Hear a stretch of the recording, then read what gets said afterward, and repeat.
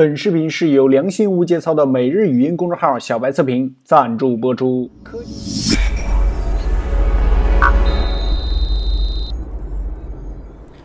Hello， 大家好，欢迎收看这一期的小白测评，我是王炯，又和大家见面了。好长时间难得出一次外景啊，这个好像每一次出外景也都是无人机，这次呢也不例外啊。今天这期视频呢，跟大家聊的就是 DJI 最新发布的大疆的 Spark。中文名字呢叫做小啊，国内呢好像还没有上市吧。就是这么一款非常小巧的无人机啊，我把手摆在这儿跟大家对比一下。整体上呢，这一款无人机呢，我也体验了大概有将近2周的时间了。各种各样的这个飞行的体验呢，也飞都差不多了。所以说这期视频呢，不是教程类啊，如果要是大家想看教程呢，这个官方出的那些视频都非常详细，大家可以去看这个官方的教程就行了。这期视频呢，详细跟大家聊一下这个 Spark 小无人机的一些使用体验，还有就是我在使用它的过程中呢，发现的一些优点和缺点吧。还有就是最近无人机呢也是一直在风口浪尖上，就是因为各种各样的禁飞啊，而且国内呢也出台了可以说是最严格的这个禁飞条令啊。如果是有这个大于多少克的这个无人机呢，你需要实名备案，还是非常严格的啊。所以说这期视频中呢也跟大家聊一下这方面相关的东西。OK， 不客观真题，小白测评 ，Spark 小无人机马上开始，咻咻。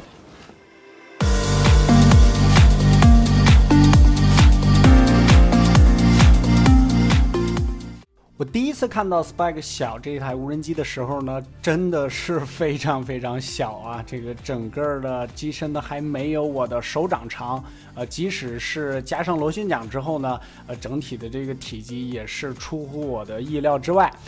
在整体的做工上呢，其实它和 Mavic 呢是大同小异的吧。尤其是整个机身的材质应该是和 Mavic 一样的，螺旋桨方面呢也是可以拆卸的，而且4个螺旋桨呢都是比较小，虽然体积比较小，但是呢却是五脏俱全啊！这个前视的避障，还有下视的视觉定位，2轴的机械增稳云台，这些都是有的。机身非常小呢，大家应该和我一样啊，都是比较关心这个续航的问题。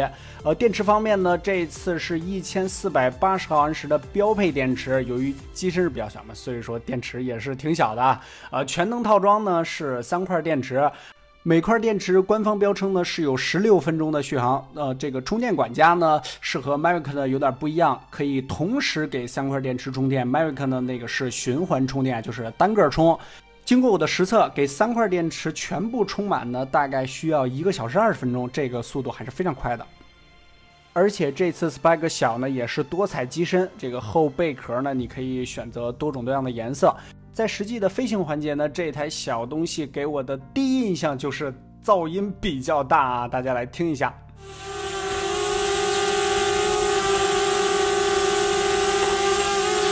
这个声音我觉得比 Mavic 域呢还要大一些。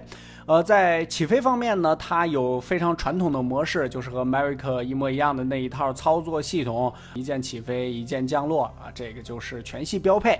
大家比较关心的也是这次 Spark 小的一个主要卖点，就是全能的手势操作，非常多样化啊。但是默认情况下呢，它是并不开启的，我就搞了半天啊，一开始以为它是默认的，你需要在设置中呢打开这个手势操作才行。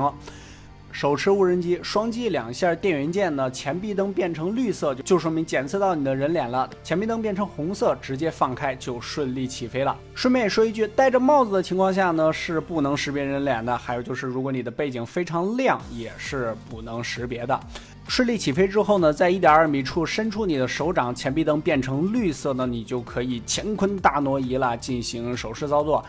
向上、向下、向左、向右、前进、后退都是可以的。但是如果你的手掌距离过近或者是过远呢，就不能识别了，前壁灯呢就会变成红色。在实际操作中呢，这个功能呢还是挺好玩的，足够你发一次朋友圈装一下逼了啊。降落呢也非常简单，只需要把手掌放到飞机的下方呢，就可以自动检测到手掌降落了。在这里，小白用实际的教训告诉你，无论是起飞还是降落，一定要把手掌伸平，以防打到你的手指。如果想知道是怎么回事，等到这视频最后的花絮你就知道了啊。除了这个主要的乾坤大挪移之外呢 ，Spike 小呢也配备了别的手势操作功能。你对飞机挥手，飞机会自动后退，为航拍做准备。这个时候你可以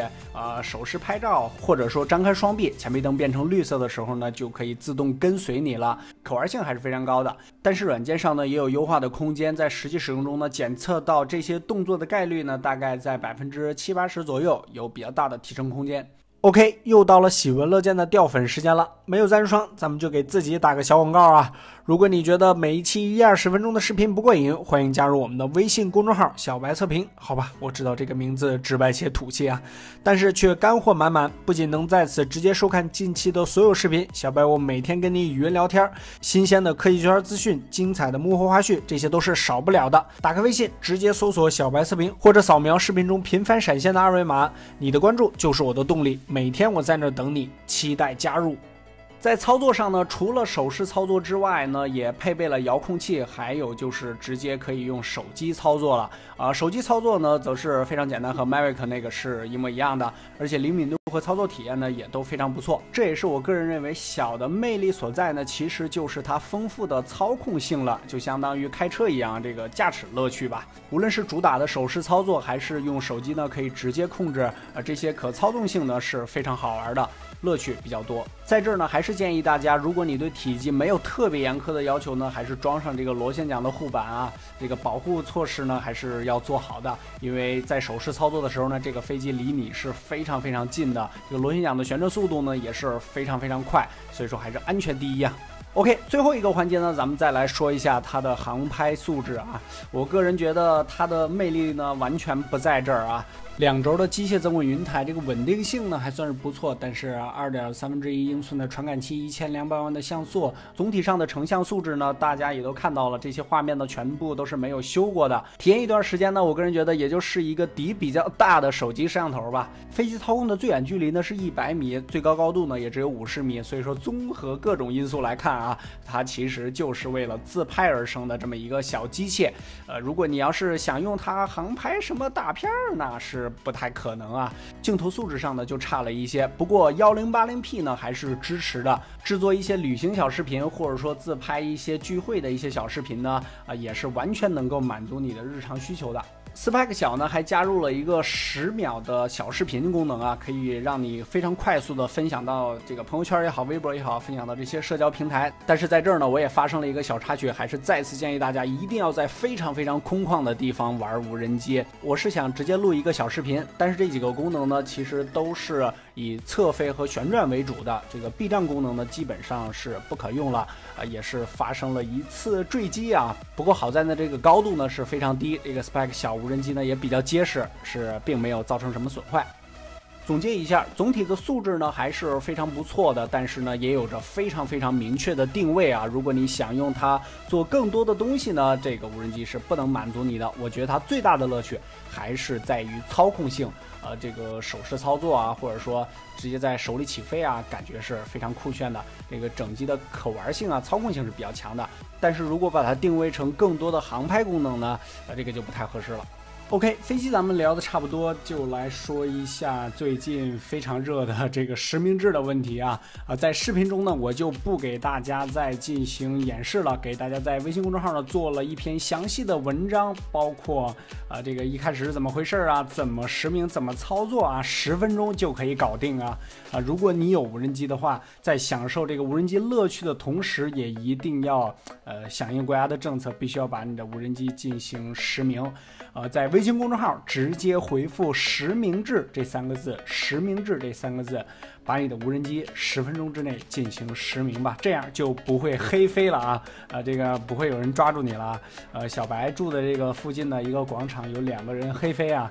真的被抓了进去，关了10天，然后飞机没收，然后还罚了3000块钱，这个是真事儿，武汉啊。总体上来说呢，这架飞机给我的印象是质量和做工还是一如既往的非常精良啊，就是继承了大疆非常优良的这个传统。但是呢，也有一些小问题，刚才在视频中也跟大家说了，对于我个人来说，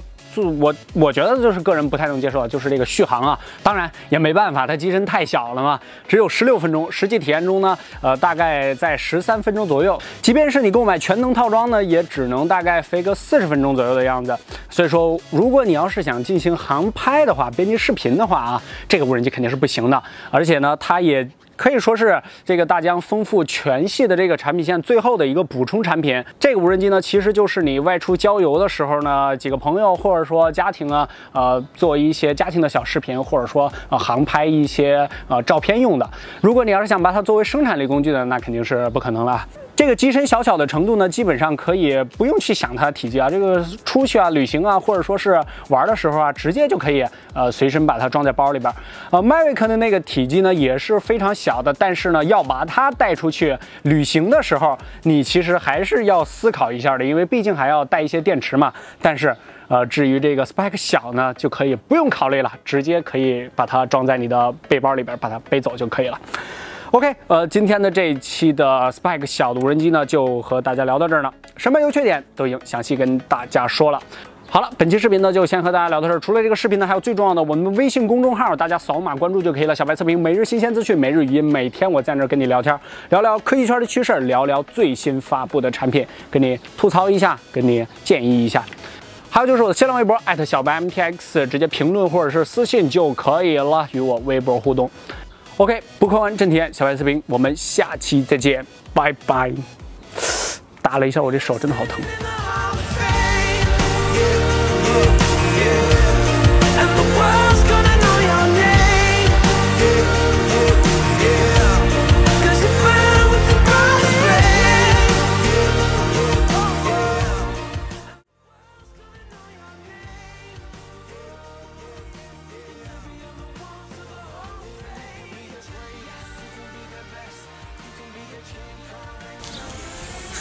我操！真能打到手，然后